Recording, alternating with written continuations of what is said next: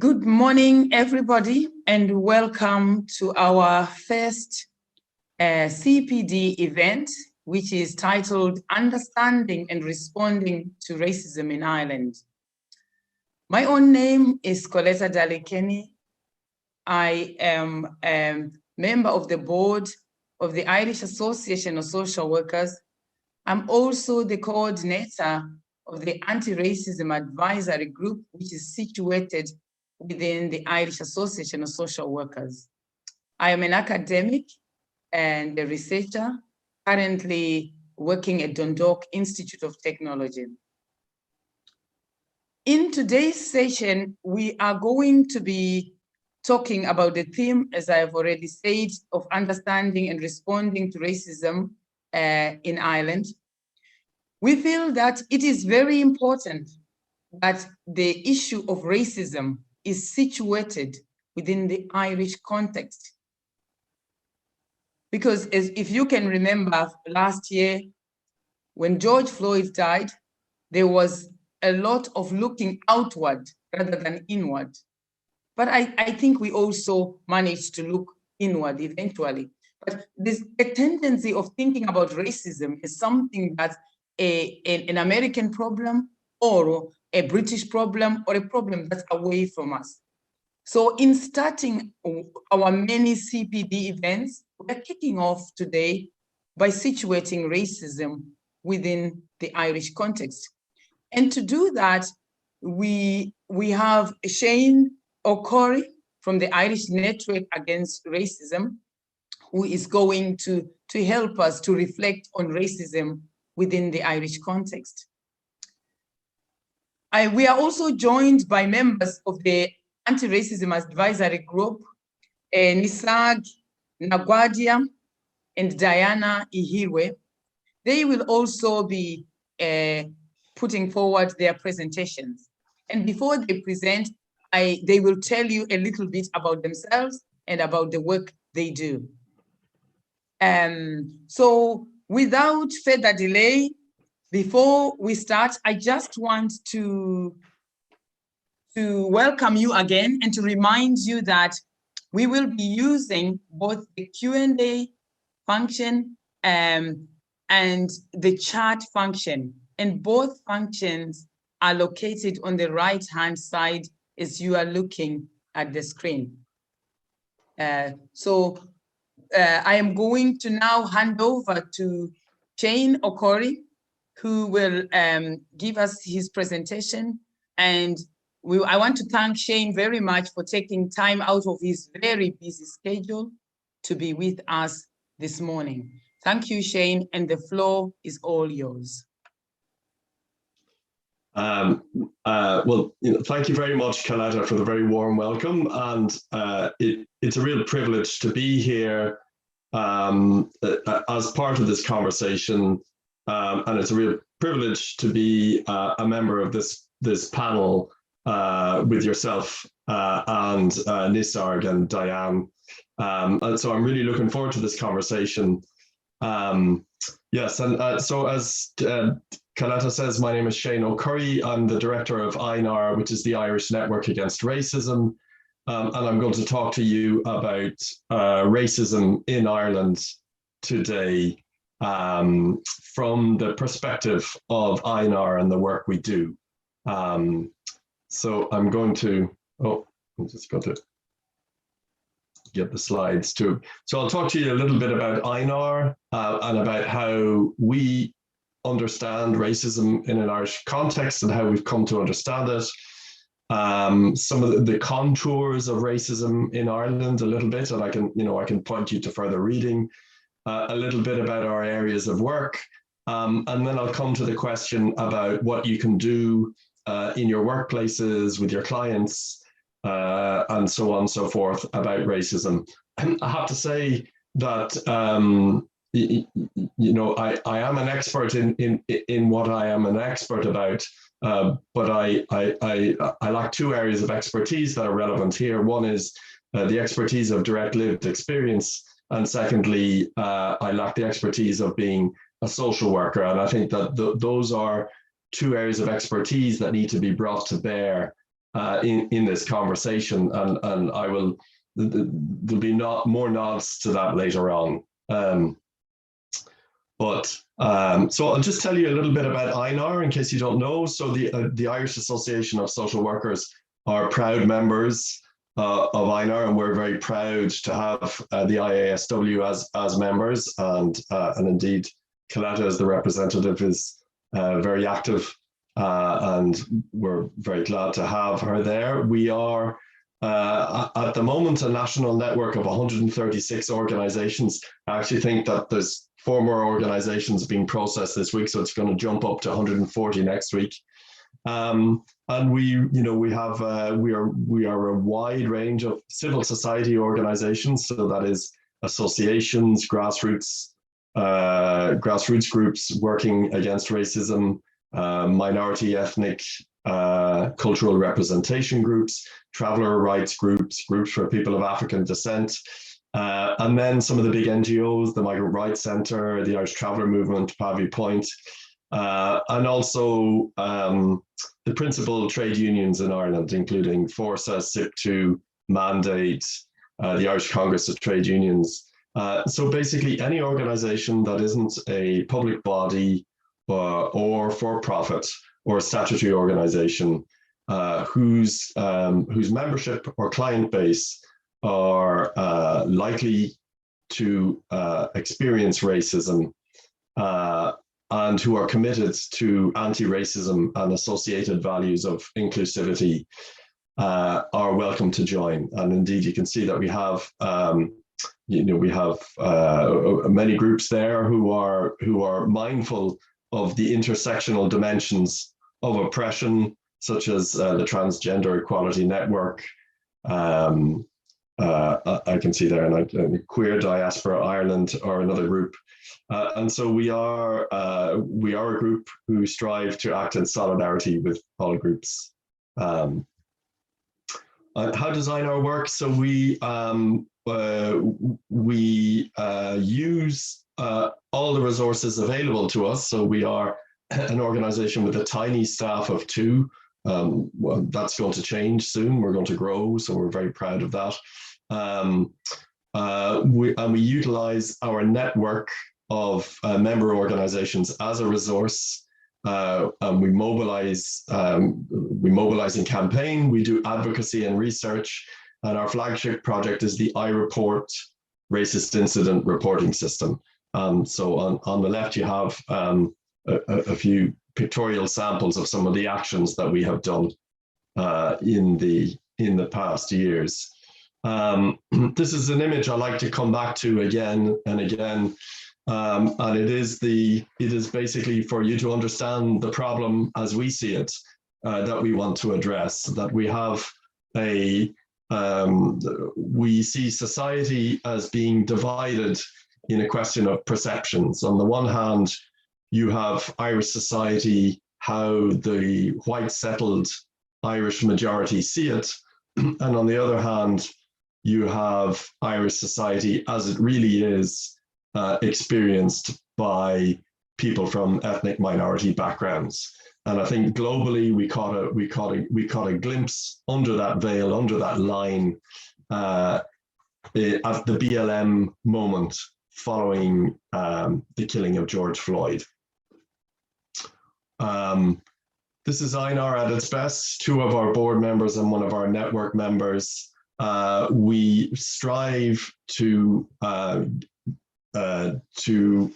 give priority to the expertise and to give voice to the direct lived experience of our members. And the iReport platform itself is designed to capture direct lived experience, to tell firsthand people's experiences of racism, but also to develop the expertise for people to argue for the solutions to forms of discrimination and racism. So I'm going to tell you a little bit about racism in an Irish context, and I'm going to tout INAR's resources here. I'm going to refer you to 2 things. One is the Responding to Racism Guide, which you can download for free from our website. But I can also give you I can also send you hard copies. I could send IASW some hard copies for a $5, very good value. And inside it, you will find a section on understanding racism, which is also a standalone document, which you can find on our website. And many of the discussions that we are having here, you can follow up on in those resources. So I just want to tell you a little bit about how we understand racism. So this is INR's plain English understanding of racism. And it is based in international law. It is this definition is grounded, if you like, in the United Nations Convention on the Elimination of Racial Discrimination definition of racism, tweaked a little bit for context and for ease of understanding. So we understand racism as any action, practice, law, speech, or incident which has the effect of undermining someone's enjoyment of their human rights based on their background. And I suppose there's two things to say about that. It says whether intentional or not. It is about the effect on someone. It isn't about whether somebody meant to be racist or they meant well. The crucial element is that somebody whose background is from a racialized group, that is a historically subordinated group, is diminished in their ability to enjoy participation in society or their human rights on an equal basis with others because of an action, a policy, or a failure to remedy a situation. And so it really isn't, and so there's two things about that. It is we're talking about historically subordinated groups, so there is no such thing as anti-white racism. And in the context of Irish society, migrants and non-Irish groups, it doesn't make sense to talk about anti-Irish racism in the context of Irish society. And then the other very important thing to say is that racism carries connotations of violence because the dehumanization of ethnic groups has been historically enforced through violence. And that's something that, while Ireland doesn't have a direct, and I stress the word direct, a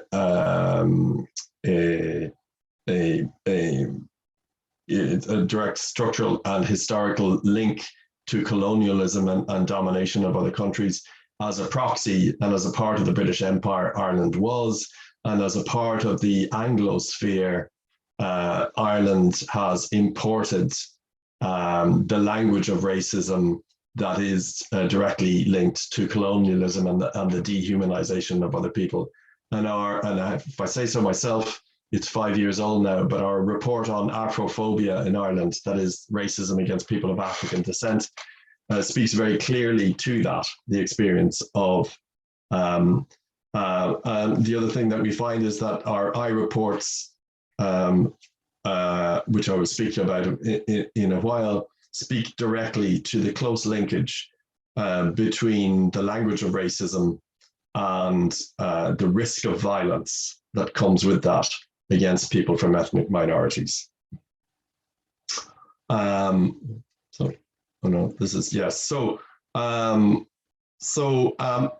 other thing to say is that when we're talking about racism and when we're looking at racism, we argue that you should always look at racism through its four overlapping dimensions, that any racist incident will have a context in which these four overlapping dimensions, I would argue, are always present.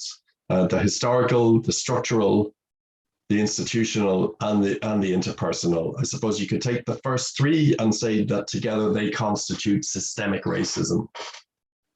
And if you think about the murder of George Floyd, or the killing of Georgian Kensho, indeed, these occur at the intersection of all of those four there in the center of that Venn diagram. When you're thinking about the murder of George Floyd, Of course, there was the racism of the officer who had his knee on his neck, but there was also the institutional racism of police forces in the US, going back decades. And the going back decades bit is relevant to the historical racism against people of African descent in the US and the legacy of the capture and enslavement, torture, rape and murder of large numbers of people of African descent and imprisonment in the carceral state in the US. And that legacy is there, and it's also there in the form of structural racism, in the fact that George Floyd was vulnerable to police. He came from a marginalized community. He came from a community where access to education, to the riches and benefits of society was less equal than to other people. So and if we're looking for solutions to racism, Einar argues that you need to look beyond the blame game, and you need to look beyond the intention of the perpetrator, really deep into this systemic racism that gave rise to that moment. So I'm just going to throw this up. I don't know if people remember this family, but this is the Mwinchen family, who in 2013, along with another Roma family in Ireland, had their children were racially profiled and had their children captured by members of An Garda Síochána with the collusion of TUSLA, and taken away against their parents' wishes. Although the report into these incidents agreed that there was racial profiling at play by An Garda Síochána and TUSLA, the report also exonerated both of those institutions from the charge of institutional racism. And I would say that myself and Einar hotly dispute that finding. We say that this is a prime example of institutional racism. The fact that these institutions did not mitigate the racial profiling of their members is definitionally an example of institutional racism. And so that's something just to remind you, and I suppose there are echoes here of, I know that Eileen Flynn gave the opening seminar here of traveler experiences of social work. And I know that our other colleague, Conrad Bryan, in speaking about the treatment of children of color in the mother and baby homes and institutions, also speaks to the institutionalized racism in the, I suppose, in the broader care industry against minorities. And these are reminders of the racism that exists in all our institutions in Irish society. So just a little bit, so to come back to the one dimension of racism, so, individual racism manifests as racist crime, as discrimination, as hate speech, as microaggressions, as labeling and stereotyping. And I suppose it's important to remember that, because if we tolerate any aspect of racism in our culture, in our environment, there's a cleaner copy of this in the resources that I'm sharing. I'm sorry if you can't read it properly, but it's important to remember that if we tolerate one level of racism in our environment, it creates the conditions that normalize it and makes it more likely to reoccur, and unfortunately makes it likely to escalate into more serious forms of racism. So racism in Ireland, is it common? So in 2019, there were 112 reports of racism to the iReport system, which contained crimes in them. In fact, so the number of crimes may actually be higher. And that is of about 500 reports, racist incidents reported just to iReport.ie in 2019. We know that racism in the workplace makes Ireland work one of the worst, where 33% of people from ethnic minority backgrounds reported having experienced racism in the workplace.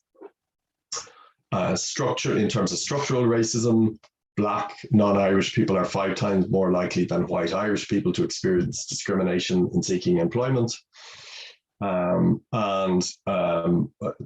Widespread structural and institutional development is still experienced by travellers in all areas of life. And so just to remind us that racism is deeply embedded in Irish society and reflected and reproduced in all our institutions.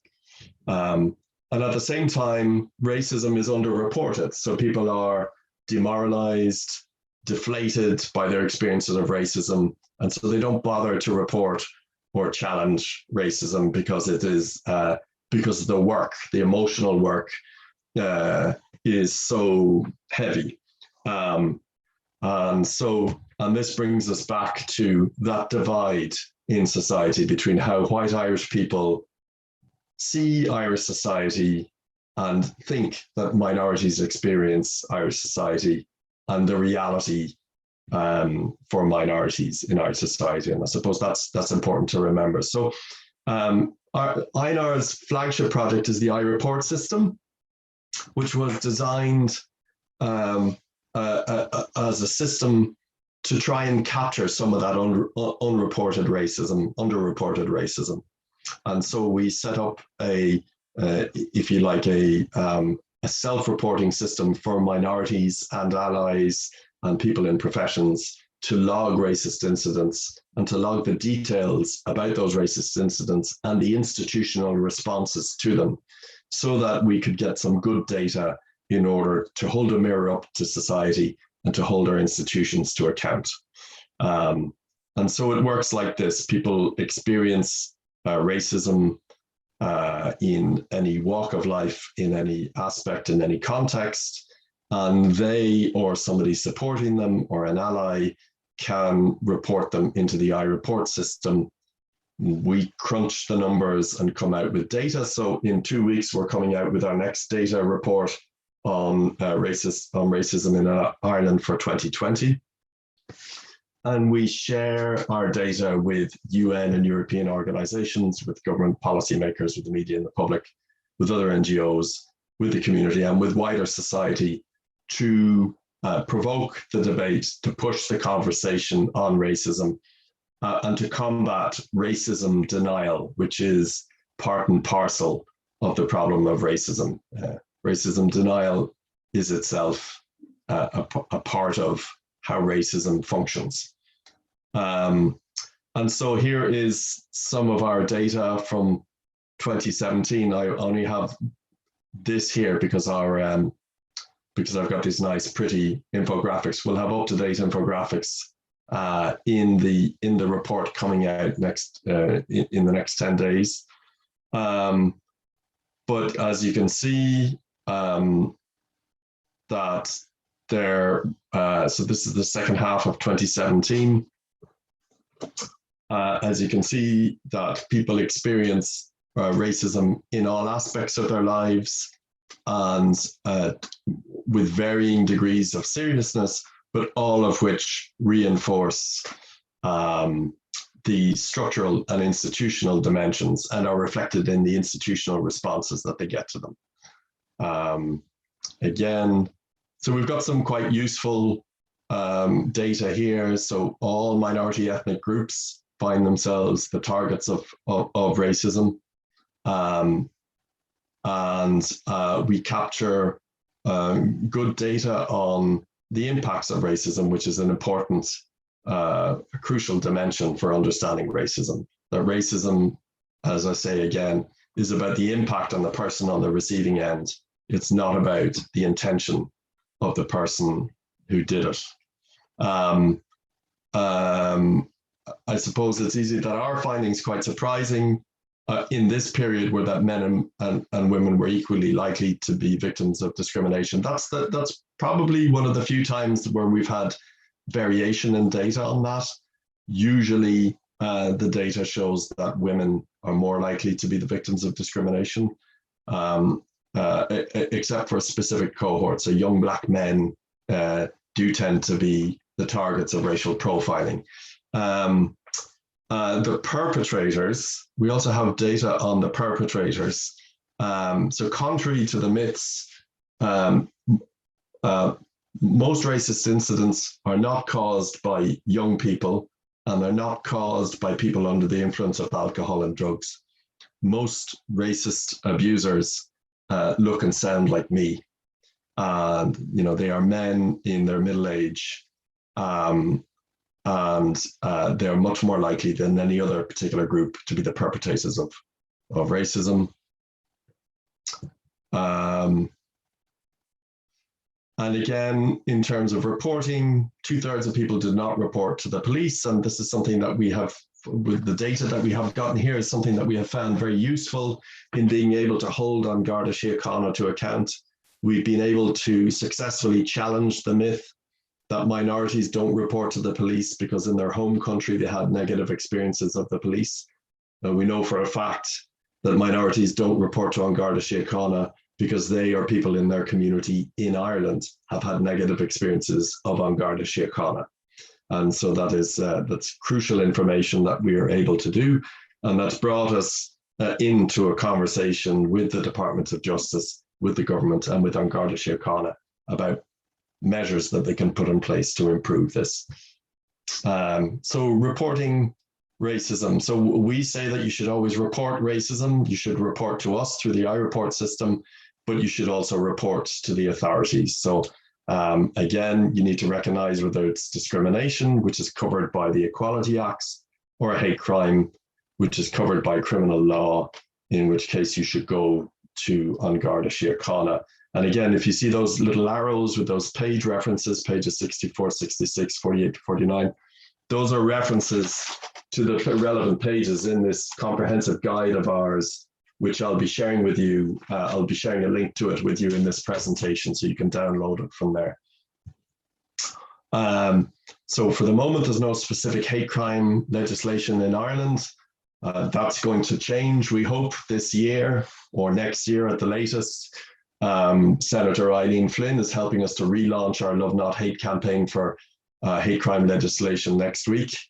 And Eileen Flynn has been, in a past life before she was a senator, she was an activist with one of the INR member groups, Action Against Racism, calling for hate crime legislation.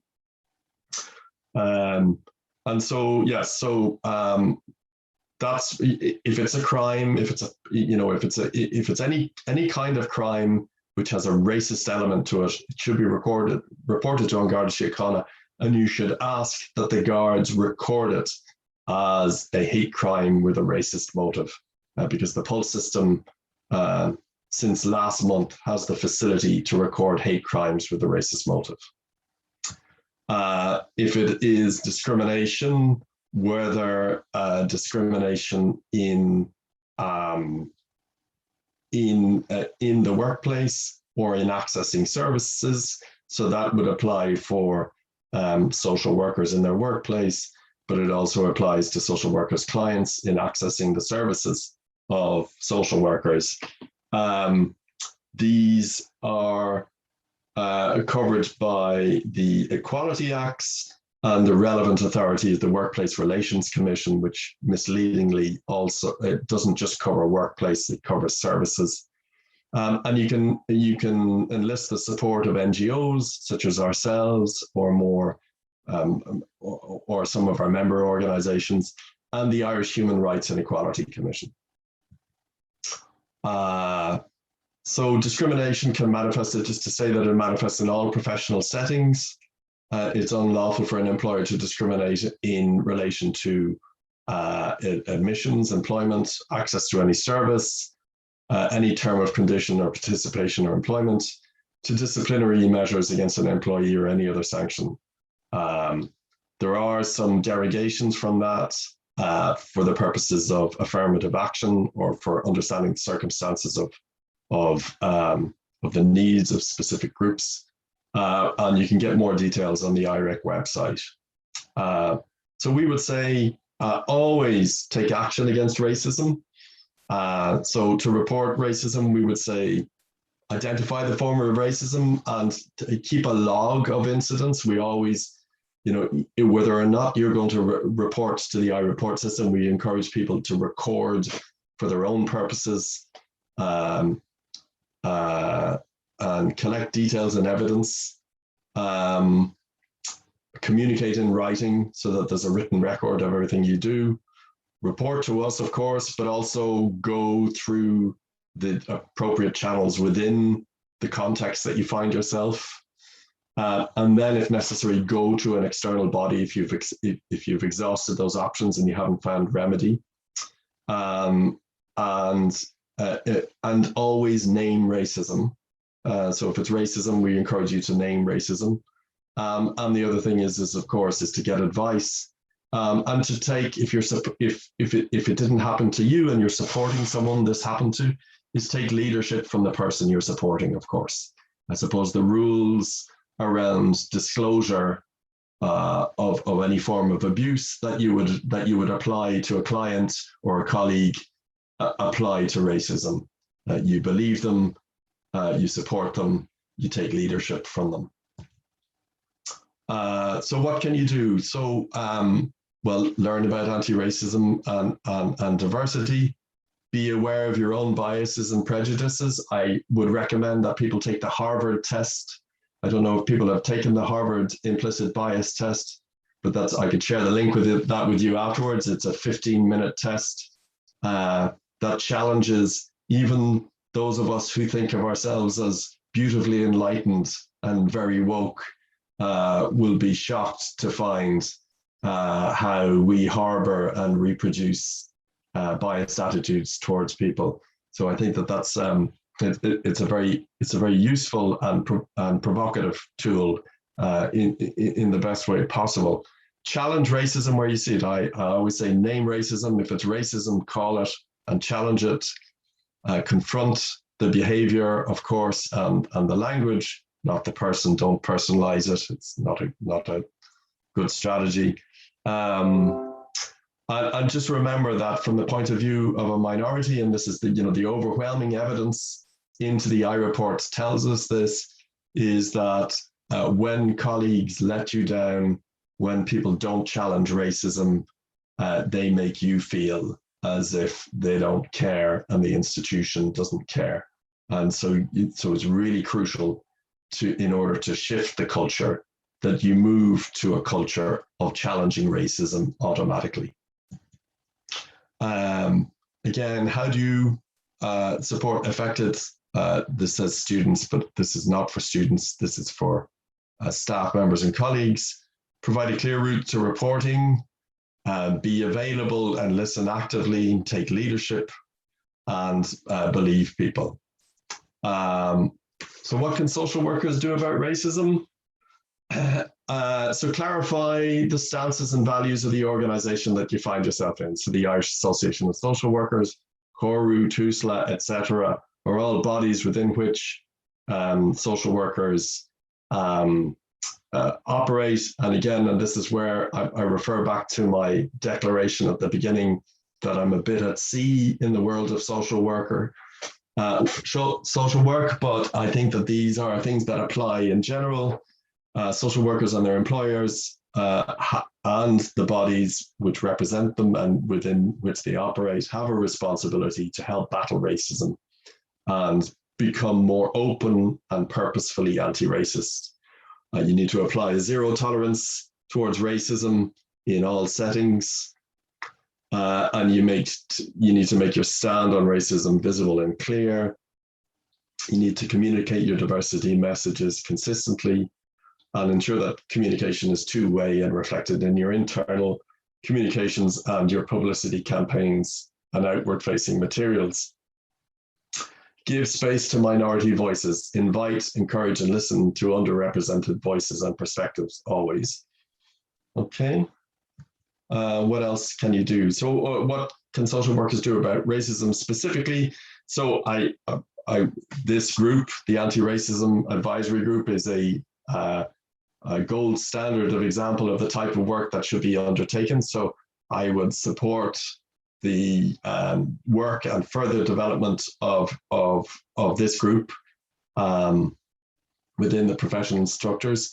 I would encourage you to read, implement, and follow up on the recommendations of the excellent IASW anti-racism strategy.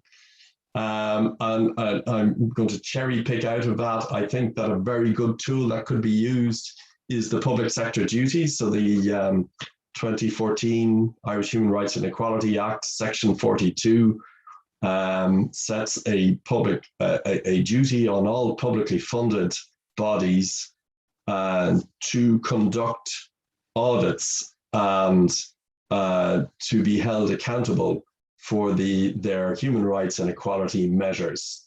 And I would encourage you to encourage these bodies to engage with the Irish Human Rights and Equality Commission and to work out how they can live up to their public sector duty obligations. Obviously, celebrate diversity. Let's, unmake the, whisk white, heterosexual, Irish, straight, settled, cis, Christian character of Irish society and of social work by making it more inclusive, and commit to inbuilt sustained action, including in training. So I would say that something worth striving for is to have mandatory examined pre-entry anti-racism training for all social workers and mandatory examined anti-racism training as part of CPD.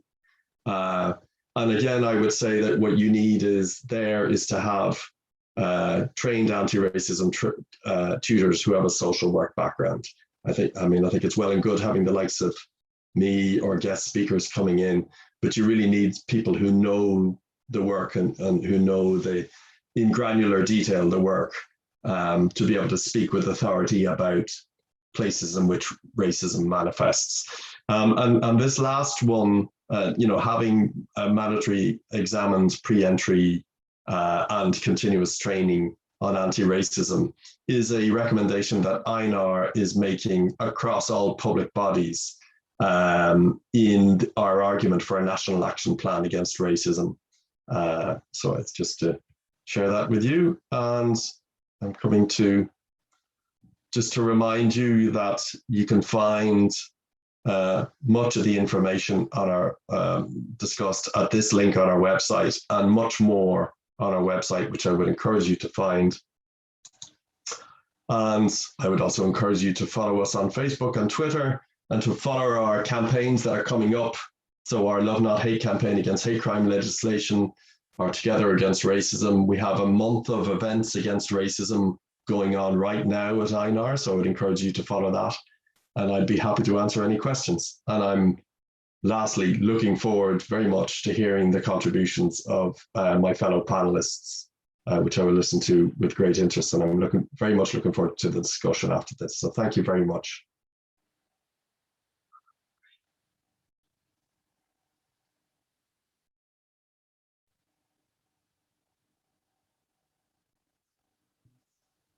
Fantastic. Thank you very much, Shane, for such an informative, invigorating, and really informative presentation, summing up very succinctly in the short space of time that you had the multidimensional aspects of racism in Irish society, and really giving us food for thought as social workers in terms of strategies and what we as social workers can do about racism. As somebody with lived experience of racism, which Shane said he doesn't have, I'm delighted that we could situate in the way that Shane has done for us racism within the Irish context. Because you know what? We now nearly have over 4 generations of people who are Irish, who are still asked up to this day, oh, but where are you really from? And I think in some ways that worries me, because what it shows us is that we really have a problem. So Shane has contextualized for us racism within Ireland and the multidimensional aspects of it. And I think it really sets the scene to help us to look inward, to look at our systems, to look at people that we work with as social workers, and to look at ourselves in terms of our responses to racism. Shane has just said we need to call it out. So I suppose the whole thing of how many times do we call it out when we see it in our workplaces? How many times we call it out in our profession and in our everyday encounters with people? I think that's very important. So thank you very much, Shane, for that. Shane is going to stay with us, and he will be back towards the end to answer any of your questions. I now move on to us looking at just a little snippet of something from the Irish diary, Irish refugee diary. And what I am going to ask people to do is just to look at that piece, and in the chat function, just literally type in your reflections about that. So just taking a pause from what we have heard from Shane, we're just going to look at that a synopsis and just type it within the chat, our thoughts, our reflections on that. So we will take a few minutes to do that before we proceed to hearing from Nisarg's presentation. So it's 12:43. I'm going to give 3 minutes to do that. Actually, not 3 minutes, 5 minutes, because you need to be a very fast reader to get all that in 3 minutes. So let's take 5 minutes and read as fast as we can. And then, so we can, even while Nisarg is talking, I'm sure we will still be able to just put in our reflections.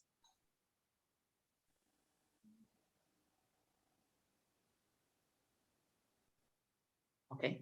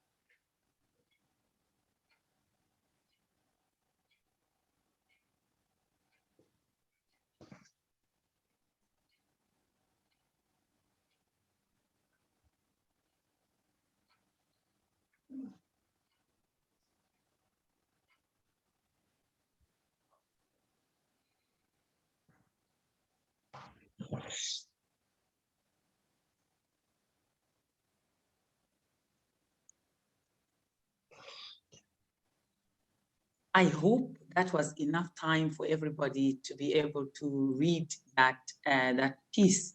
If you are able to just continue putting your thoughts in the chat space. We're going to move on because of time. I think it's important that we keep the momentum and keep moving on. So we're going to move on from Shane and just to briefly introduce Nisag. Nisag Nagwadia is a social worker, and he is leading the advocacy group within the anti-racism advisory group. So he is leading the whole aspect of advocacy and policy within that group. Isaac is going to talk about, he will introduce himself and tell you more about himself and what work he does as a social worker, but he will talk about that aspect of the strategy, the policy and advocacy, and what he hopes to achieve in leading that aspect of the strategy. So thank you, Nizar, for taking time out of your busy schedule and for being here with us.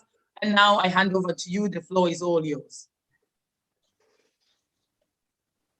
Thank you, Coletta. I am a community mental health social worker with Access Mental Health team. So our team works with homeless clients. And thank you for the opportunity to speak on this event. I'm one of the lead person on the advocacy and policy work stream of the ISW Committee on Anti-Racism. The work stream of advocacy and policy was developed under the Anti-Racism Strategic Plan, although the work of our stream started long before that. Our today's event is a part of the initiative and advocacy work started by Anti-Racism Advisory Group almost a year ago. In the last 1 year, our relentless effort and dedication helped us to submit a motion to ISW annual conference, and it was accepted. And we were able to form the advisory group. And as an outcome of the rigorous work, we have a new way forward anti-racism strategic plan 2021-23, and which was launched last week, as we all know. And now, not to mention that ISW is a member of Irish National Networks Against Racism. I would also like to highlight the fact that as a social work association, we are leading the anti-racism strategy and policy. In my limited research, I was unable to find any evidence of anti-racism practices and addresses by association of different disciplines. So I would have done research around different association for for psychology, occupational therapy, and nursing, where they are still way behind, addressing the issues around anti-racism, where ISW and our association is already launched a strategy, and we are working to achieve our goals, which are highlighted in strategy. One of the advocacy and policy work streams objective is to advocate for policies around reporting racial discrimination at workplace. Social workers in Ireland are dominantly employed by public service organizations as public servants. We are expected to attend trainings such as Children's First, Safeguarding Mental Health Act, and many other trainings which helps us to practice social work effectively. And as per the core registration guidelines, we must complete these trainings. However, there is no training available on reporting discrimination.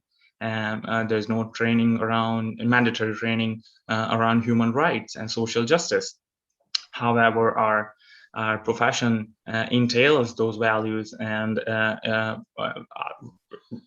requests us to actually perform accordingly. And I, as a lead person for policy advocacy, I would like to see changes in this, and introduction of training around race discrimination, status of ethnic minority, race consciousness, and reporting any racial incidents at the workplace. And hopefully, with the work from our committee, we would be able to see that in coming future. One of our other objective is to work very closely with the education institutions offering social work courses, social work programs, and we would like to see that the mandatory modules would include and adapt according to the current diverse multicultural society on the island of Ireland. And it is very important that the social workers who qualify post their education are aware about the issues of racism and discrimination when they work with vulnerable client groups. Our work stream also proposed race-based data collection. Sean quite mentioned about how it is important to report such an incident, and how it can lead and give us good and thorough insight into the issues on the ground level in relation to race and discrimination. And couple of days ago, there was a controversy around UK holiday park company Pontis, and we see they had a number of Irish names on their list, which are undesirable guests list. Now, as a clinician and a social worker looking for properties in Dublin, I would come across this quite often, and the landlords do not offer even a viewing to a client with foreign surnames. And we do not have to go anywhere far. Here in Dublin city center, this is happening, and I witness it, and it's my lived experience that just on the basis of your name, your accent, the way you speak English, you are not given an opportunity to even come and view the property. So this is happening here in Dublin city center, and I witnessed it. This is not my life experience. Dublin Homeless Regional Executive reports and that 33% of families entering homelessness were non-Irish nationals compared to general population, which were 11.6%. What does it mean? That non-Irish national families are 3 times more likely to become homeless compared to the general population. Similarly, in 2019, TUSLA, there was a study in TUSLA, it was internal study on child protection register, and which concluded that Black traveler and children with special needs are significantly overrepresented on the system. What does this mean? Means, excuse me, that it clearly represents the current welfare system in place does not adequately addresses the issue related to cultural diversity, and we must accept there is no one size fits all solution. And therefore, we have to see beyond the traditional way of dealing with race and cultural diversity and the issue related to the discrimination. our work stream would also like to propose changes in the KORU Code of Professional Conduct and Ethics for Social Workers policy document. Shane already highlighted that why social workers are in a right position to actually lead changes on a policy level. I did a thorough research on it, and the word race was mentioned once in a 28-page policy document. There was no mention of minority. There was no mention of discrimination. There was no mention of anti-racism, even though we know from our discussion on race-based discrimination is a reality. It's an experience which is witnessed by many social workers.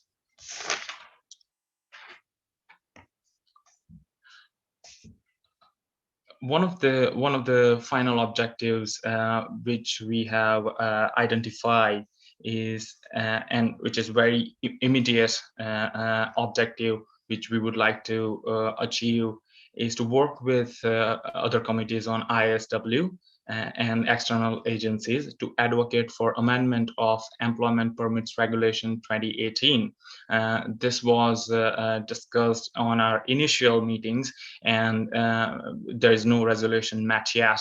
The reason behind it, this is that under this regulation, non-EU social workers cannot apply for a work permit in Ireland on the basis of their qualification. What do I mean here?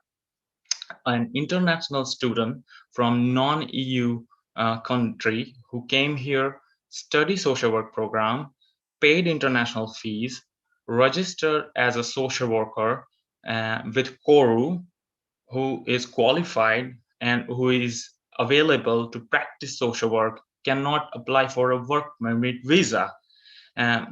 As we know that there are a significant demand of social workers in child protection and many other organizations, public service organizations, and there is a deficit of a workforce for social workers. However, this regulation, which was formed in 2018 and is in practice since December 2019, prevents social workers to apply for work permits on the basis of their education, and the social work profession itself is in ineligibility list of professionals who can apply for work permit. So this is our immediate goal, that we would like this regulation to be amended, and it's a no-brainer to allow non-EU social workers to work in Ireland as a practitioner. Thanks.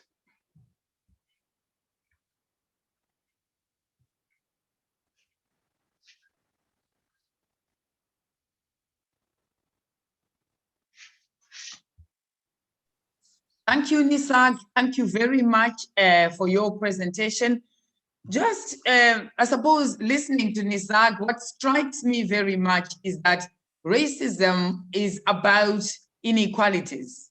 It is about discrepancies, underrepresentation or overrepresentation. So we find, as Nisag was saying, the statistics in terms of homelessness, 3 times, people being 3 times more likely to become homeless.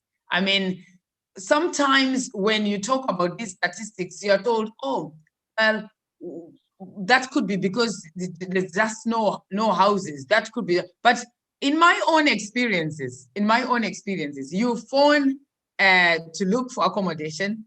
People hear your voice, they hear your accent, they know that accent is not Irish, and then they just tell you it's gone. So I remember having this experience myself when I first started working in social work, and I'd tell it to social work colleagues. I'd be saying to social work colleagues, you know, I'm looking for accommodation, but I just can't get it. When I ring, I'm told it's gone. And there were times that I would say to colleagues, can you try? I'll let you try. Maybe you might get it. And then suddenly, when they try it and we hear the perfect Irish accent that we expect, oh, when do you want to view it? So these things are a reality for people who experience it. But I suppose it's difficult for those who don't experience this to understand. But the whole point of these sessions is to raise awareness for us social workers that these things are real for people who experience them. It's a lived experience for somebody.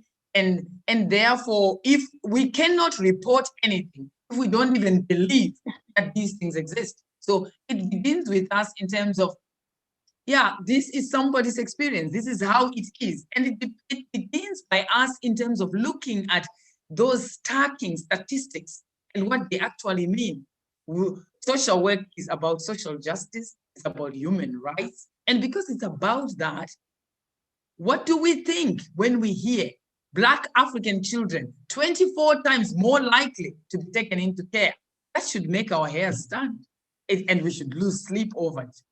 But thank you so much, Nisag, for giving us your perspective in terms of the work stream that you are going to lead in our anti-racism strategy, and also giving us quite food for thought from your work, the work that you do, and how you are encountering racism within the field, the area of work that you work in.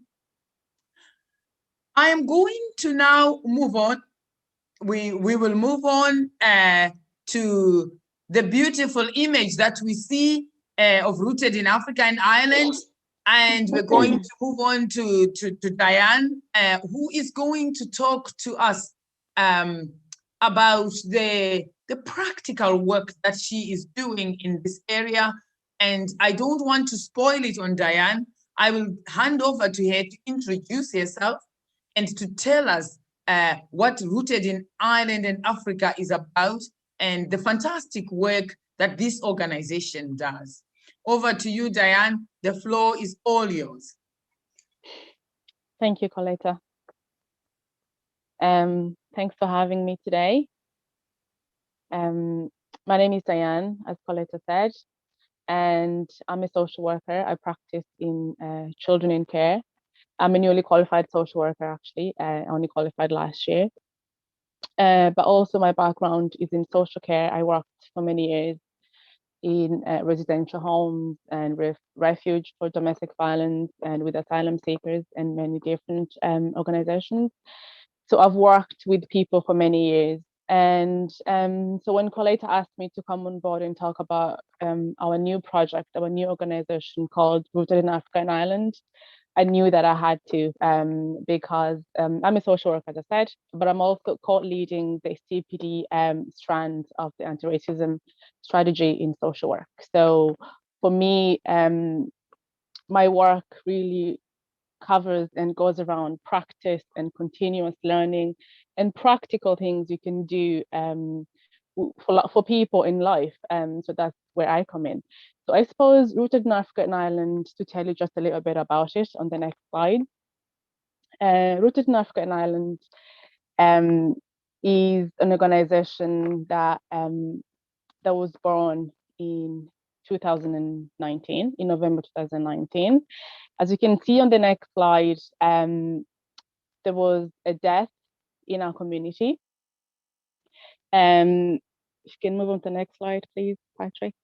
There was a death in our community for a young person. Her name was Mia O'Neill, and she died by suicide.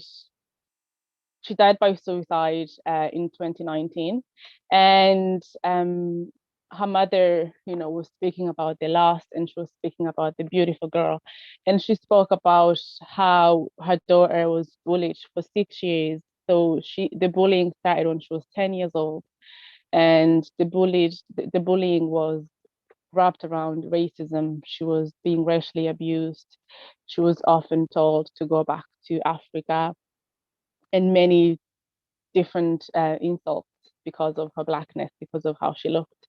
And for a beautiful girl like Mia O'Neill, as you can see on the slide, she killed herself. She saw that, and she realized that the only way out was for her to take her own life.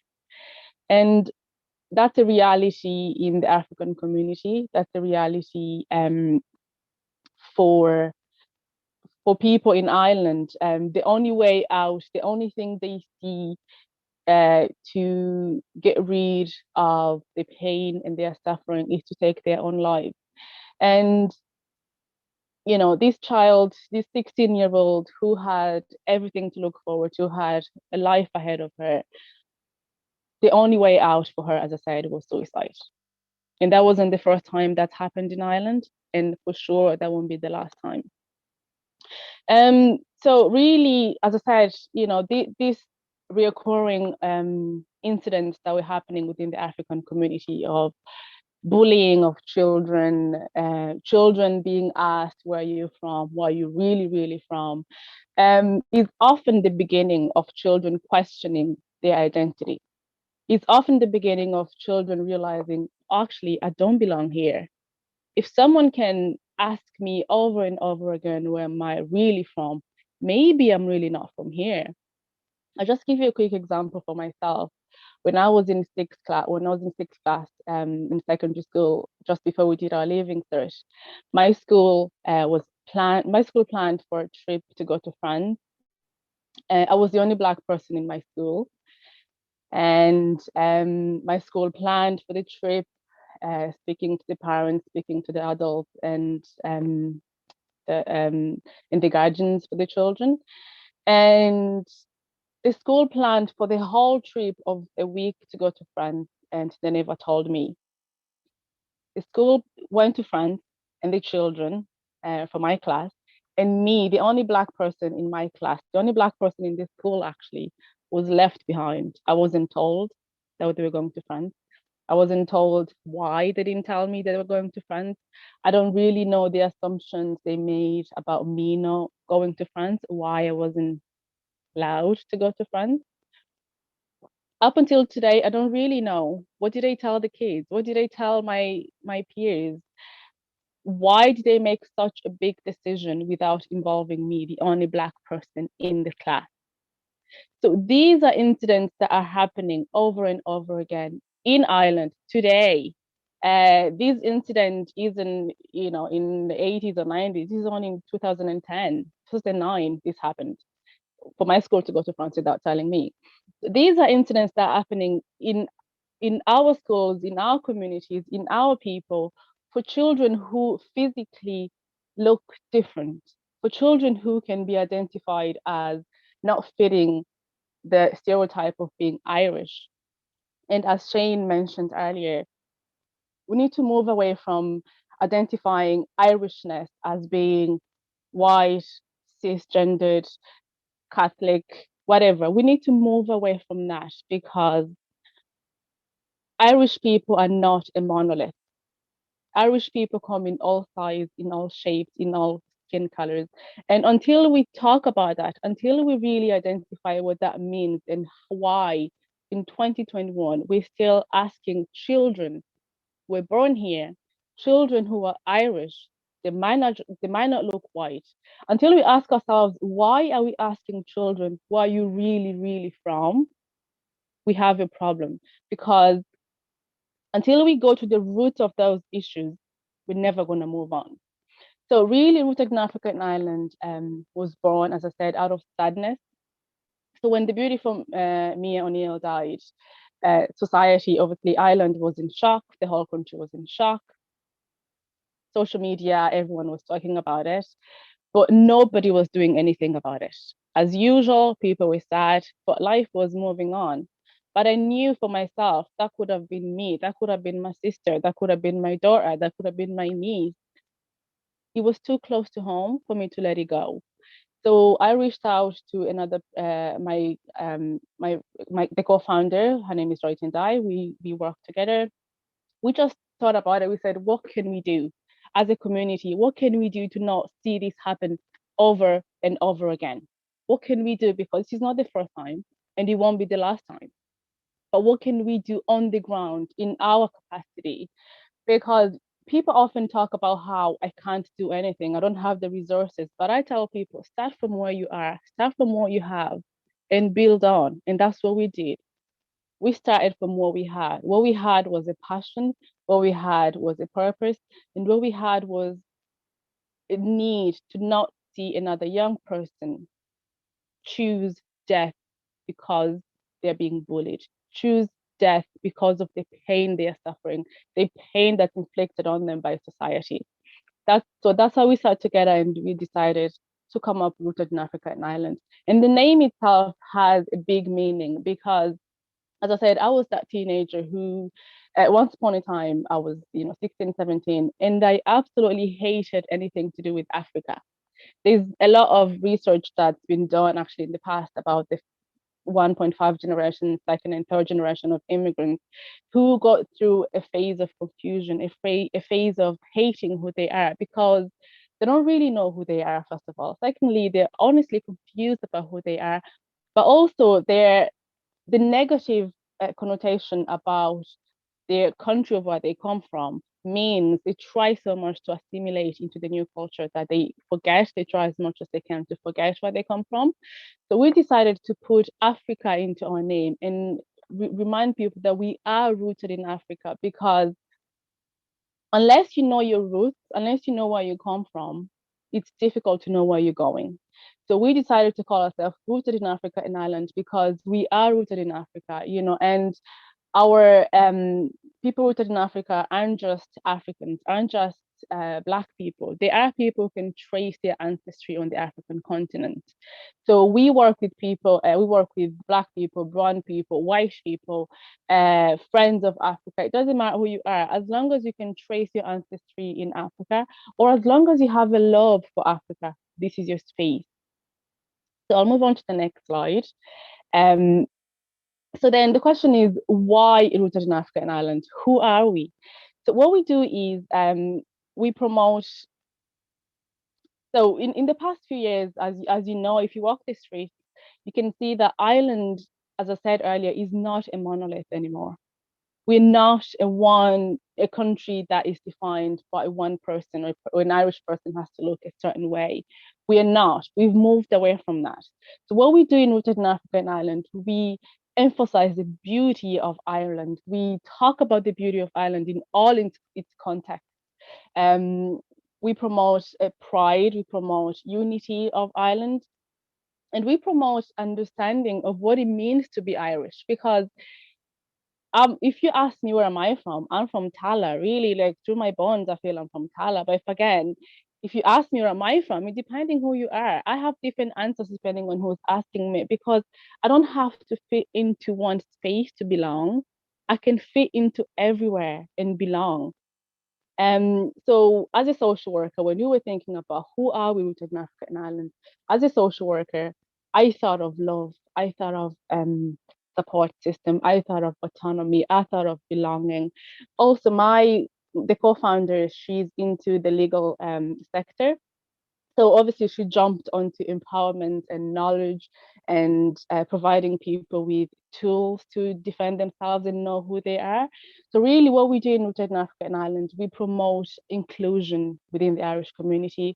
We build pride and understanding of African heritage, because as I said earlier, people from the African continent oftentimes they have a hate of Africa and the hate of being African, because everything that's fed to them through the media, through schools, through friends, through whatever, of any image they have of Africa is negative, is sad, is a desperate place to be. We want to change that narrative.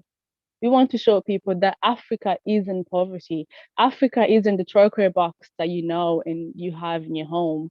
Africa isn't the place full of disease and AIDS and whatever. Africa is a beautiful place. Africa birthed many of us. Africa is a place to be. So we wanted to promote a knowledge and an understanding of what Africa is through talking about it. We also do building pride, and we unify people who can trace their ancestry in Africa, as I said, and also changing the narrative that being African means looking Black. Being African isn't Blackness. We talk about those issues. We talk about things like that within Africa and Ireland, because we do know that by talking about it, only can we find solutions and only can we move forward. We operate on 3 different pillars. We operate on knowledge, empowerment, and representation. And how that works is, so we believe that only by talking about the things that affect us, the difficult conversations within our community, but also within outside our community, can we really learn and move forward. We talk about empowerment because, you know, if I'm not empowered, if I don't have the tools to see myself for who I really am, if I don't have the tools to believe in myself, the work of diversity, the work of inclusion really is meaningless unless I know what I'm able to do, unless I know what I'm capable of doing. And unfortunately, racism and discrimination really wears people off, and they lose who they are, they lose the sense of courage, they lose the sense of self-belief and self-proclamation.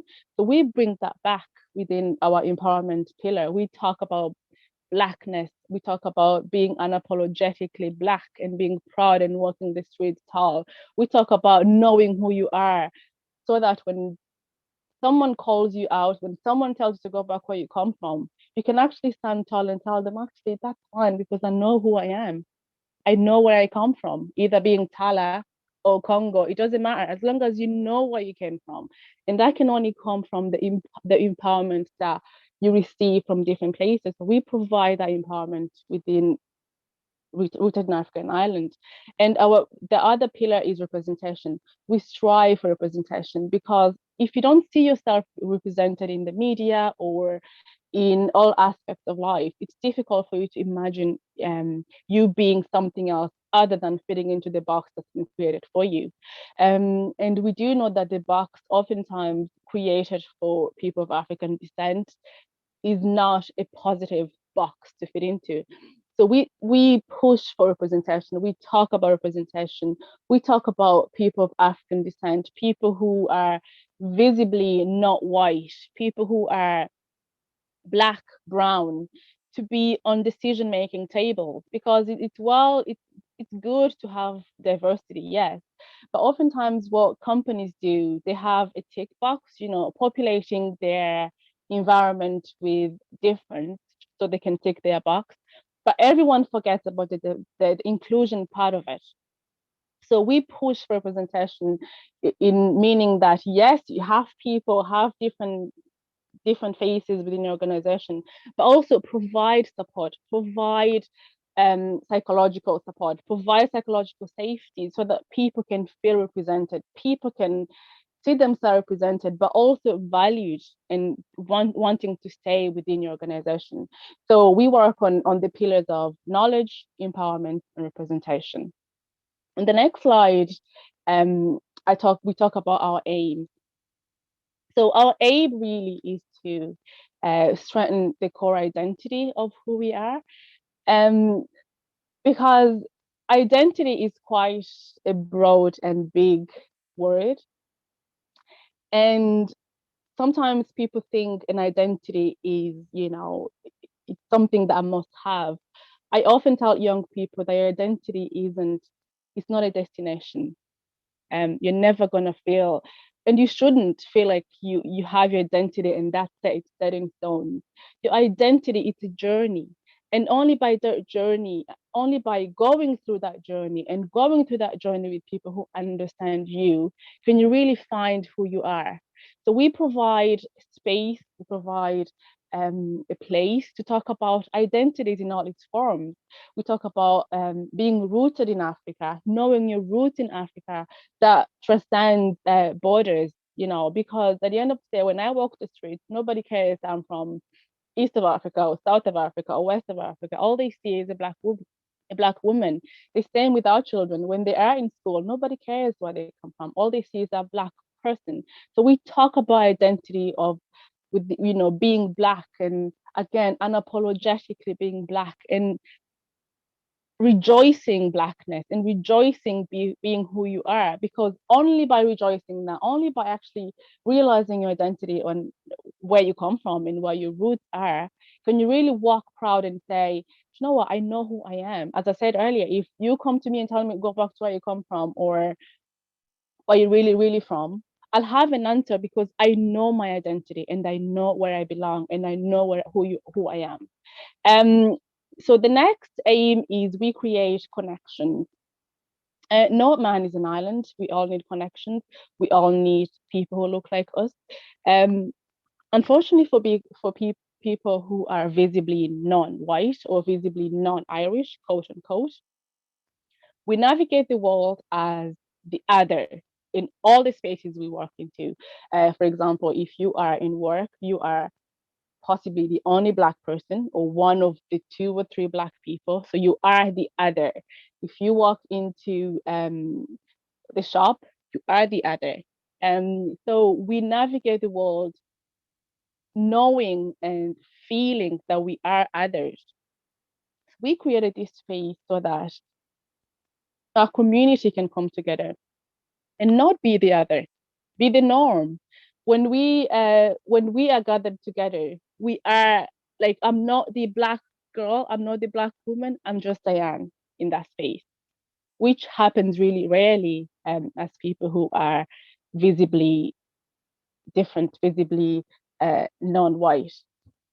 So we foster connections, we foster support systems, we foster families, because oftentimes people of African descent and Asia, our community spirit is very much part of who we are.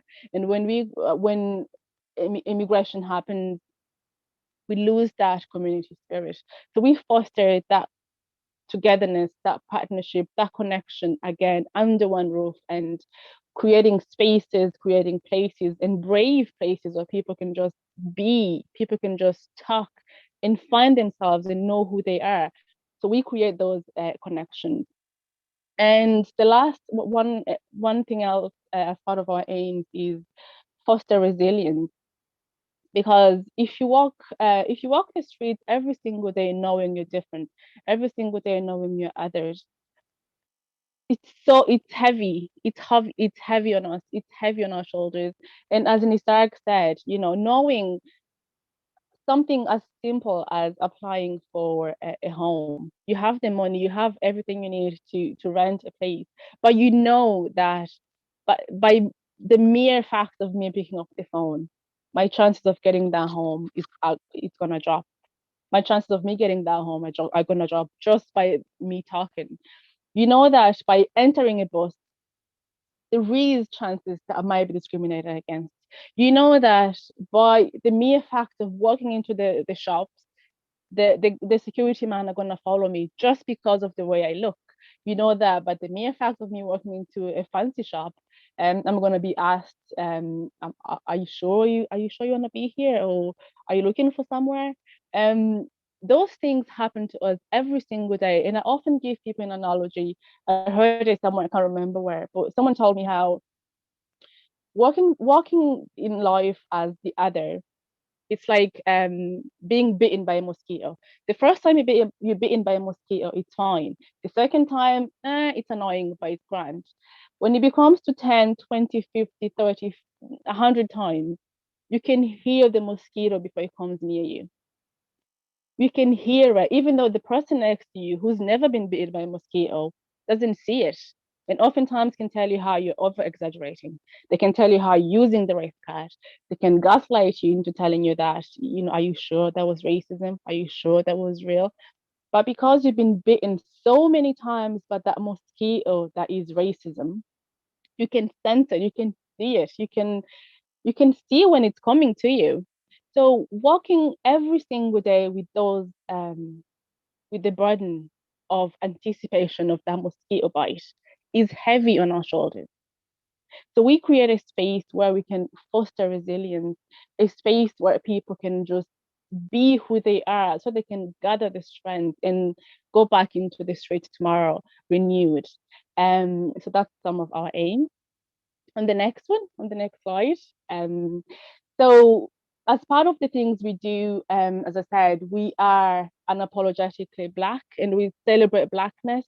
We want our kids to know that being Black is not, it's not an other, it's not bad, it's not something we did wrong. It's not something to be ashamed of. Being Black should be celebrated.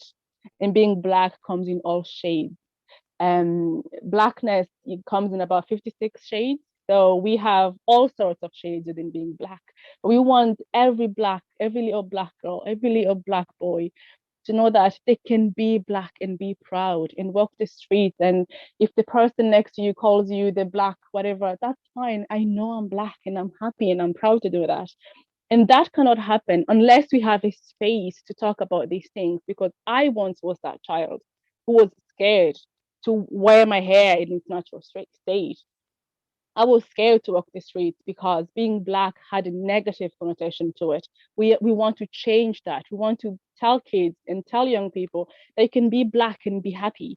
So we had on Christmas, we had a Black Santa experience because we've had kids who've never seen a Black Santa. To them, Santa is a white man.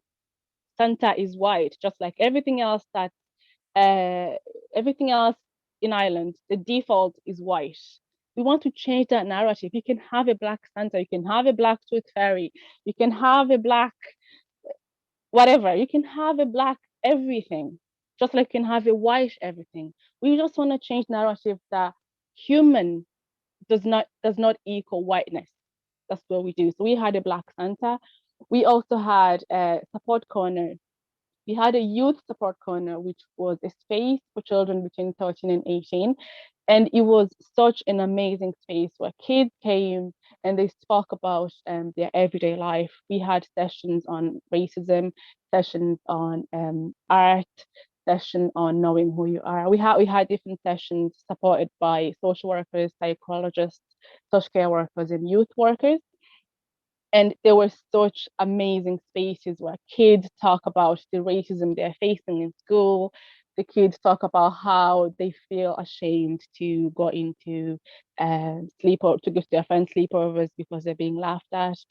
It was such a heavy space to be. I cried every single day, but it was also happy tears because I knew that for the first time in Ireland, Black children were not just Black children. They were children talking about their issues, talking about issues they face every day, issues that they often don't talk to their parents about because they don't want to upset their parents, issues that they don't talk to their teachers about because they've tried to talk to their teachers, but their teachers remind them that maybe you're just imagining it, maybe just apologize to your friend, maybe your friend didn't mean it. We provided a space where children, for the first time, could actually talk about issues they've never spoken about before because they were encouraged by their friends, because they saw other kids who looked like them in a space where they weren't different. They were the norm in that space. It was such an amazing thing and an amazing space to provide. And we hope to bring that back again soon. We also had a support corner for adults, which was a space provided for adults. And again, these spaces were absolutely amazing, successful. Again, the space were supported by psychologists, psychotherapists, and social workers. And it was just a space to be, Black and proud, a space to just talk about things that people, white people don't really get. You know, things like the Black tax, for example. If I talk about the Black tax, only the Black people in watching this can understand what I mean. So there are little things and a lot of vocabulary, a lot of things about us that we deal with every day, but you cannot talk about it within your space because people don't really understand. People do not navigate the world with your eyes and with your lens. And because of that mosquito bite that you get every day, people who've never gotten that mosquito bite cannot understand your lived experience. And not about providing a space where people can be who they are and really honestly talk about it, can really find solutions. We also had gatherings, which are spaces where people just come, men, women, whatever, we come under one roof and we gather. And this philosophy goes back way back to the African philosophy where people gather together and they talk about their issues, they celebrate life, they mourn death, they talk about things that are not going good, things that are not going great in their communities, give each other advice. We provided those gatherings, which are spaces of people of African descent to gather and be one, into be a unity.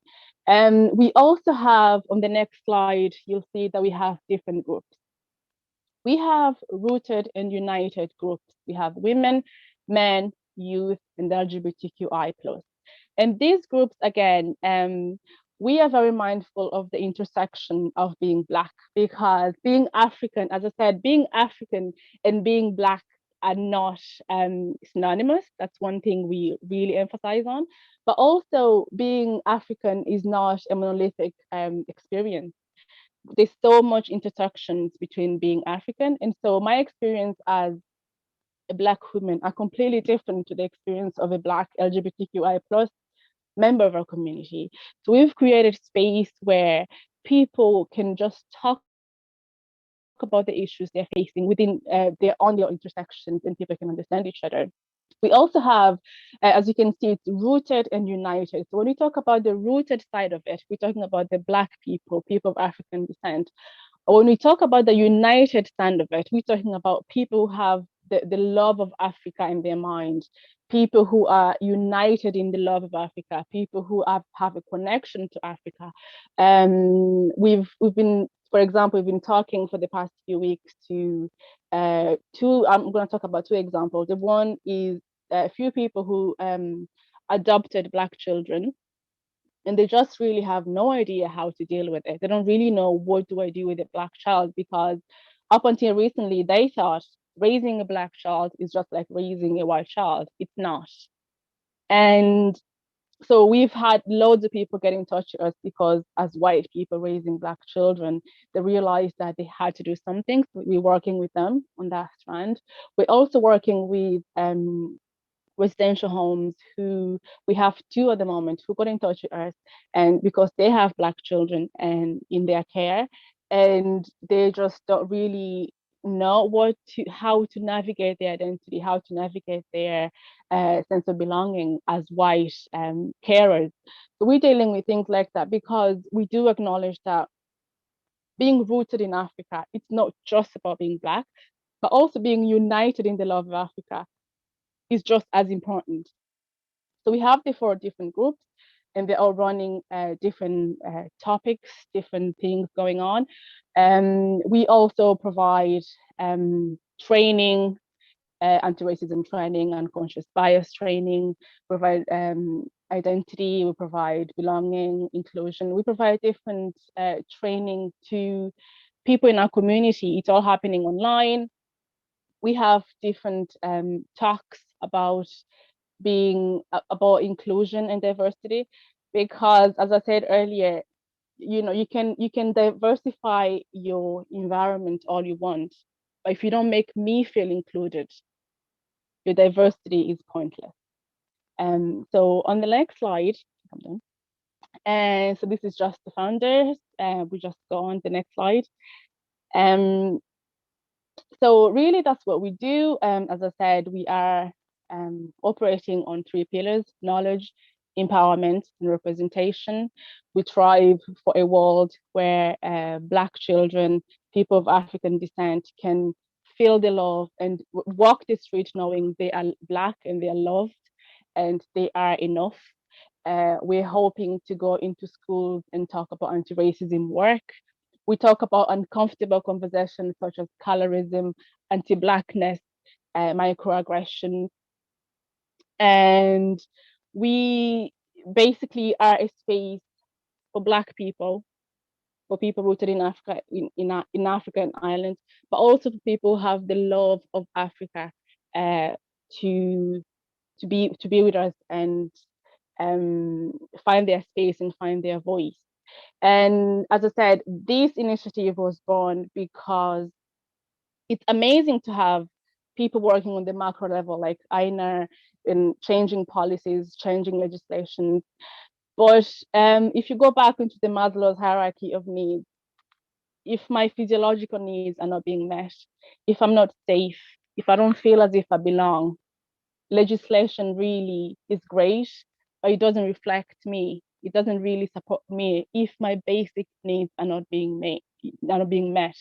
So what we're doing Rooted in Africa and Ireland, we saw a gap. There was a gap of how people facing racism are being supported.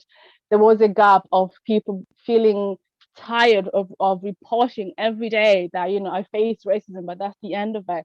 I faced racism, but I have nowhere to go and vent about it. I faced racism, but I have nobody to talk to about what's next. What can I do?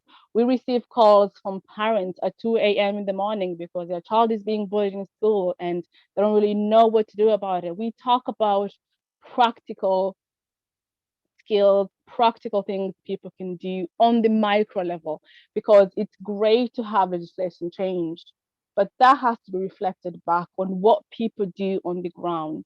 Because as we know, culture change often takes time to catch up on the legislation. So we need to do the work on the ground well before. We need to do the work on the ground to reflect what we need to see changing in the legislation.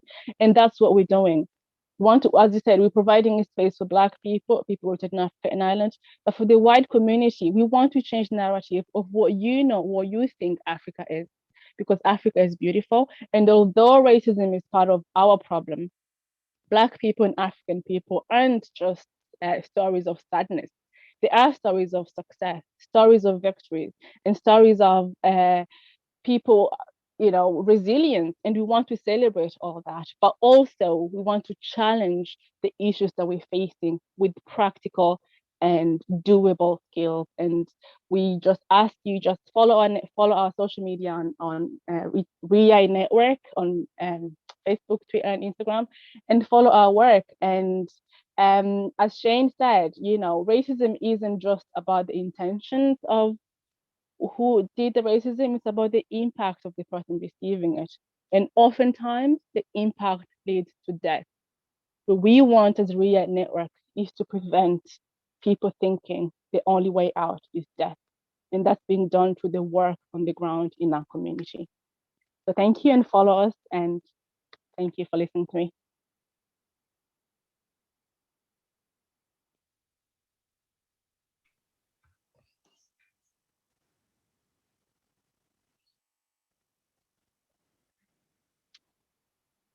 Okay.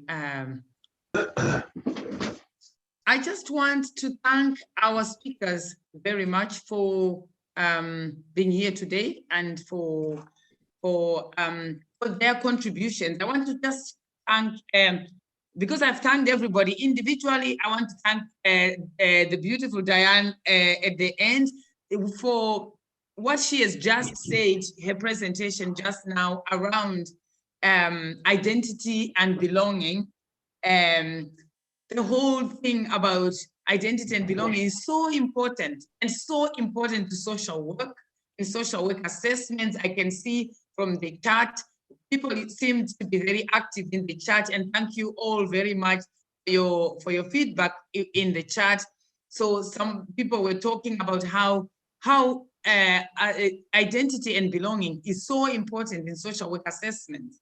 When we assess young people, for example, to tune into their identity and belonging and how they relate to that. And for foster carers or people who are looking after Black African children or children of ethnic minorities, we are encouraged to work in terms of looking at the identity aspect of children. Yeah. So Dan covered all that. And yeah, the whole thing of Irishness. What is Irish? How, and the multifaceted dimensions of Irishness today, in terms of, we have Black Irish, we have all sorts of different types of Irishness. So really the need to look broadly, to have an outlook, a broad outlook of what Irishness is all about, and to change the narrative around that. So a lot of food for thought in what Diane has been saying.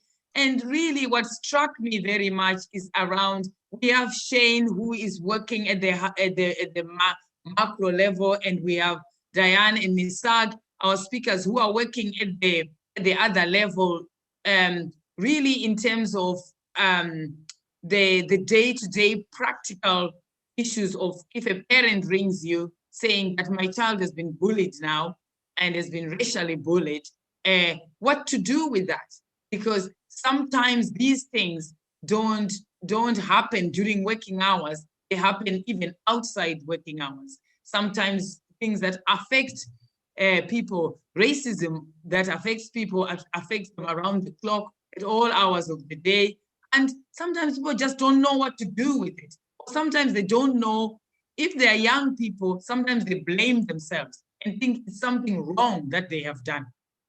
And in the meanwhile, there isn't anything wrong they have done. It's just existing in a racist society. We have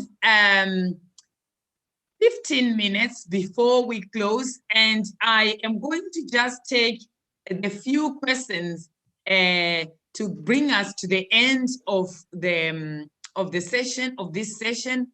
I'm sorry for about those of us who probably asked questions which I won't be able to get to.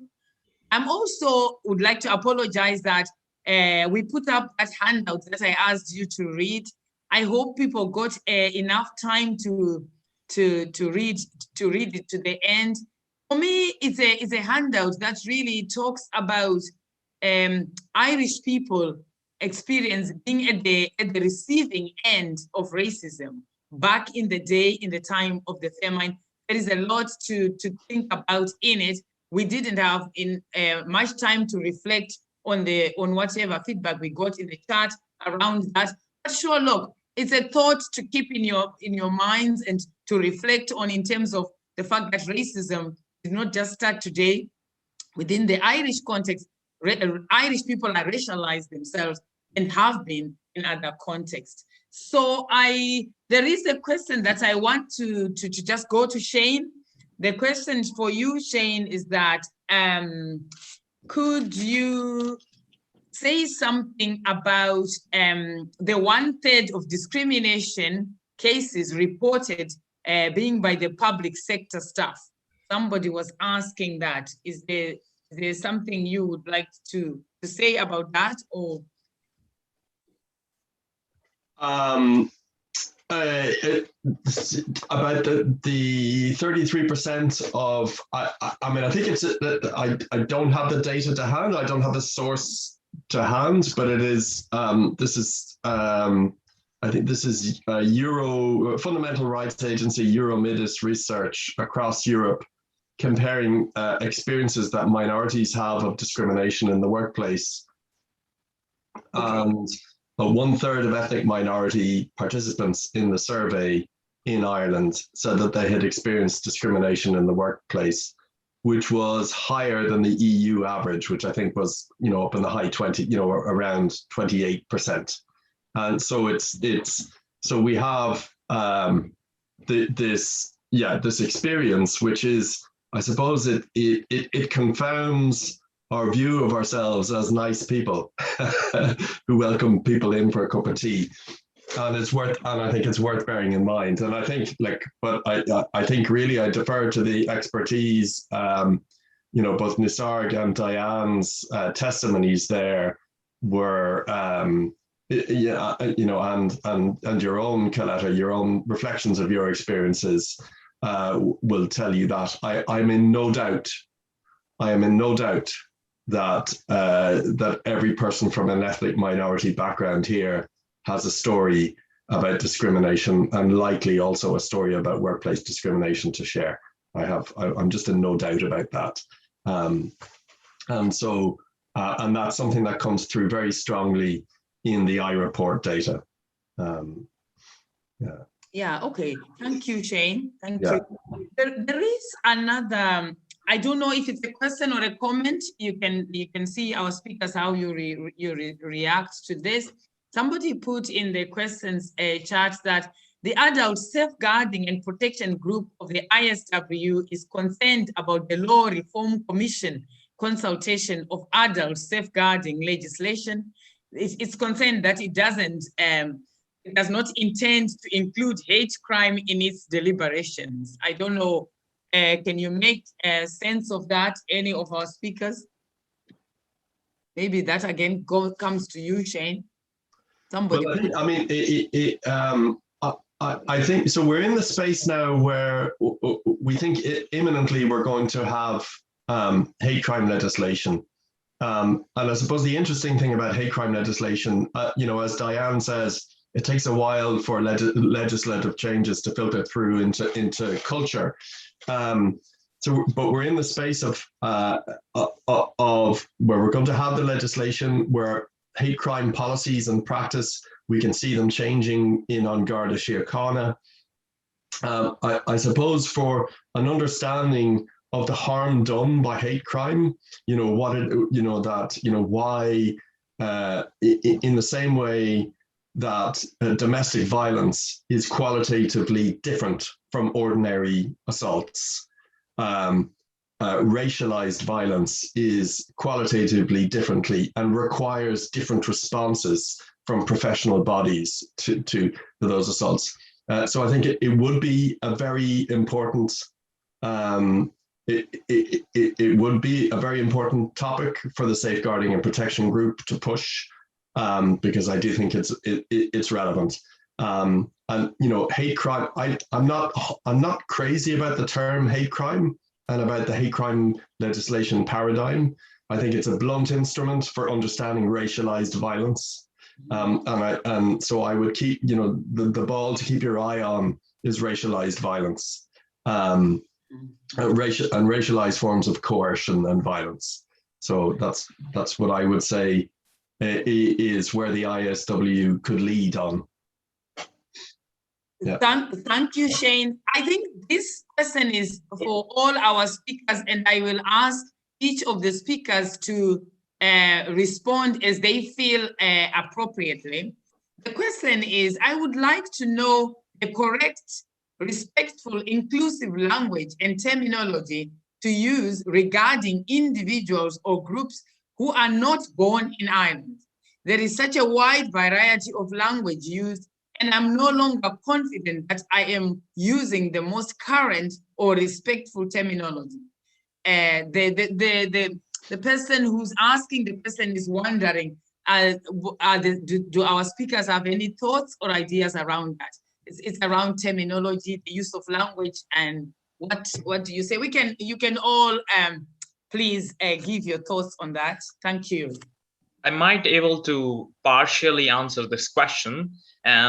If you know the individual personally, I would say it is very helpful to ask them how they would like to be called, instead of you presuming that what would be the right way to call them, or how they would like to be addressed, or how their community would like to be addressed.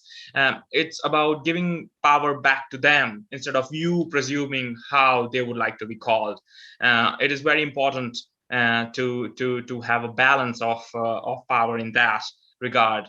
I'm not too sure if I'm answering the whole question, but the partial explanation of that would be giving them power back and asking them how they would like to be called. Thank you, Nisarg.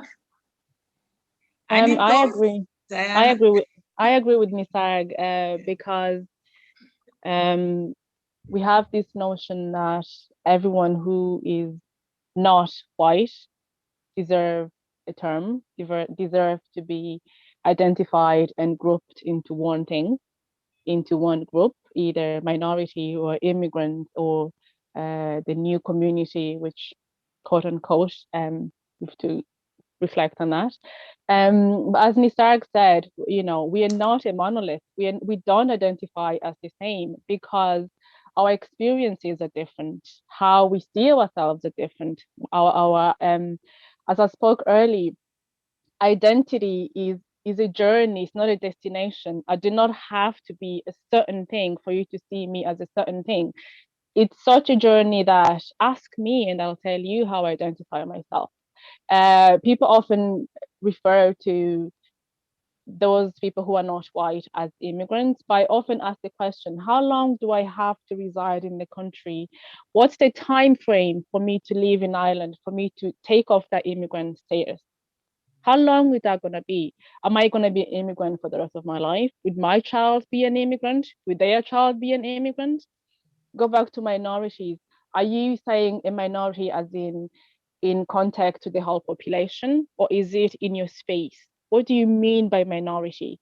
I think language is such an important aspect of including people, and again, of making people feel as if they belong. So we're not a monolith.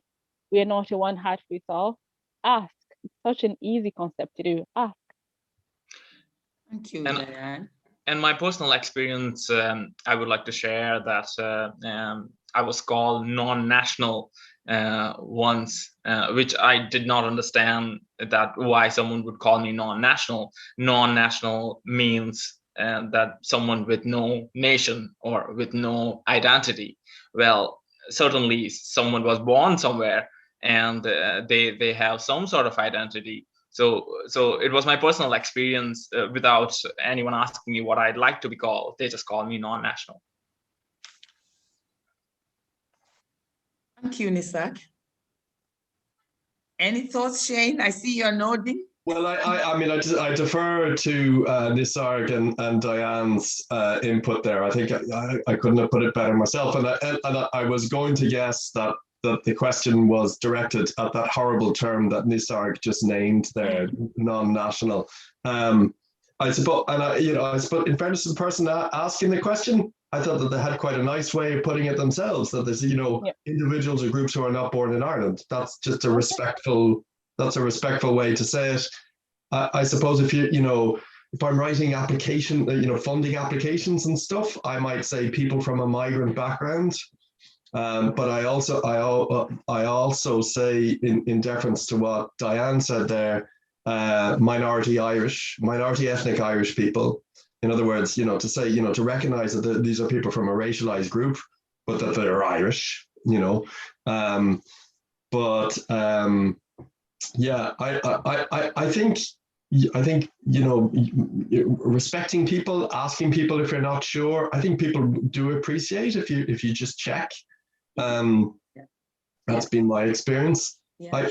I used to, I still do some anti-racism work with what you call white-facing anti-racism work. Where the majority of the people you're working with are white settled Irish people. And often I will be asked for, people will ask me for a list of words they're allowed to use and words you're not allowed to use. And I'm like, no, I'm not going to give you a list. You need to think about what's required to respect people. And I suppose that's the bottom line, is think about language that's respectful and inclusive. Yeah. Thank you, yeah. Shane. There is a question that we need to answer before the 5 minutes is out, and it's quite interesting, actually. And again, it's for all our speakers. Why do you think white Irish people are so reluctant to admit to Ireland being a racist society? And how can we shift the narrative of he didn't really mean to be racist that regularly comes after racist statements? Fantastic. He didn't mean to be racist. How can we shift the narrative? Do you mind if I go first? Okay, go for it. You didn't really mean to be racist, but it's not about you. It's not about what you meant. It's about the impact, is what I would say. And how do we shift a culture? You name it. You say that's racist. Think about the impact on minorities. And I suppose connecting racism to the impact rather than the intention, it just gets you away from yes, he did mean it, no, he didn't mean it, yes, he did mean it, endless argument, into it's not about the person. It's about the people watching and listening to this conversation who can't speak because their lives are being discussed in this way. Yeah, that's really interesting, Shane, because we cannot measure people's intentions. We never know people's intentions, but what we can measure going forward is the impact. So you have said a racist thing to me, the impact of it is here, and I can tell you that impact. Yes. Even though it may not be visible to you, I can tell you what that impact is. Or maybe I may not be able to tell you that, but you need to know that it has an impact and a negative impact. Yes. Nisarg and Diane, any thoughts? I think on that question, it's very much an aspect of privilege, because racism is something that does not affect you, therefore you cannot see it through my eyes. I always ask people, convert that same sentence into something that you have direct, that can have direct impact on you. So convert that sentence into, say, domestic violence or sexual violence, and tell somebody that, do you know what, actually, I sexually assaulted somebody, but I didn't mean to. If it sounds weird in your head, it sounds weird to me receiving that, because you might not have meant to be racist to me, but the impact is still the same. And I want people to realize that 99% of us, I say this every day, because people think being racist, or when I call you out on racism, I'm condemning your morality. I am not, because 99% of us hold some sort of ethnocentrism. We do hold different opinions of people who look different to us. It's part of humanity. It's part of all of us. And even you listening to right now thinking you're woke and you're not racist, or you're not, homophobic, whatever, it's a lie. We all hold those sentiments to people who look different to us. So when I call you out in a racism, I'm not condemning your morality. I'm just highlighting an impact of what your words have on me, but also highlighting that it's okay to make a mistake, but it's about what do you do after that, because it doesn't matter if you meant it still affects me. So it's about you changing and not taking it as if I'm condemning you. I am not. It's a platform to learn and do better. Thank you, Diane. We have 1 minute. Do you want to use the 1 minute, Nisag, or will I wrap it up?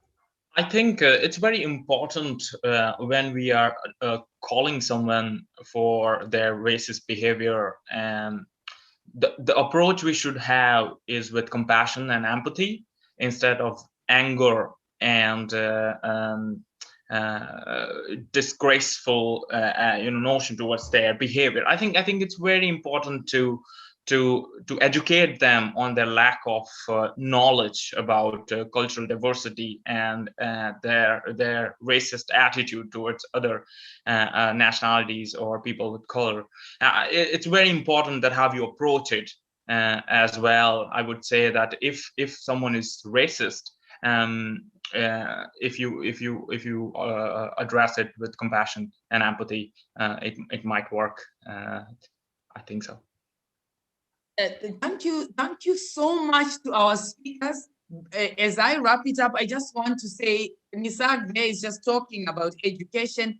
We heard earlier about the Harvard test that we could take just to test ourselves to see if we are really not racist, because some of us would think we are not racist, are in fact racist. So I hope Shane can send us that Harvard test. I would love to take it myself. I mean, there was such a rich discussion at the end there around what do we call people. So ask them. Diane kept saying, just ask them. It's not hard to ask.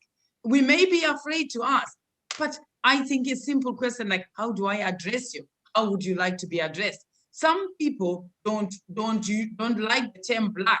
I like to be called black. I don't want to be called a colored person. I don't have many colors. I'm beautiful. I'm wearing beautiful, colorful clothes, but please don't call me a colored person, because I'm not a colored person. I don't see myself as a colored person. And so in terms of terminology, we've learned something in terms of how we can address people by asking them, how would you like to be addressed? I have to admit that this is a place for learning. We've created this space of CPD through the ISW for learning about racism. We are dedicating a space to come and have discussions about racism. But I remember listening to Diane one day, she talked about, I don't want to be teaching you and educating you forevermore, and you don't learn anything from it.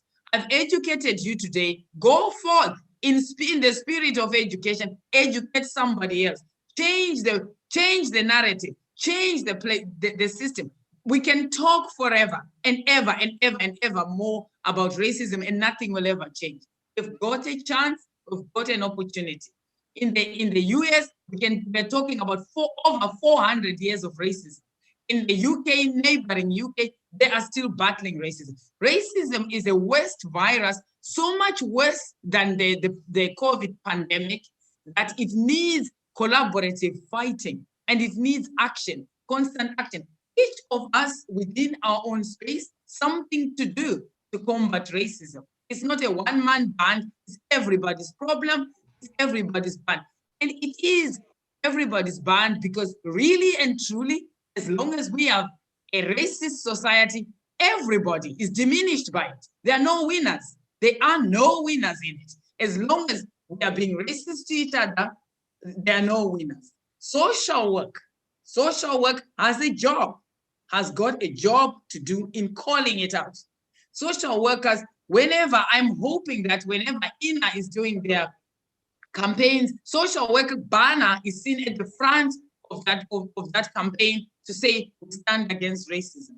In our everyday encounters, we need to do our part and stand up and be counted. Be the change that we want to see. We've got an opportunity to teach bigger nations like the United States of America and the UK that we are a small country, but we can change this. We can change years and years of being racist to being non-racist. Even though we are a small country, even though we're a small profession, it's possible to do. And I dream of a day that I see a racist-free society. We will be having events once every month. March is the anti-racism month, as Shane has said. For those of us who are at the receiving end of racism, every day is a day for celebrating anti-racism, if we can be afforded that opportunity. I want to thank our speakers once again for coming onto the platform, sharing the platform, sharing us and enriching us with their knowledge. I feel enriched, I feel educated today. We have all been educated. So please go forth and educate somebody else and change and be the change that you want to see. Once again, thank you very much for your time and for being with us this afternoon.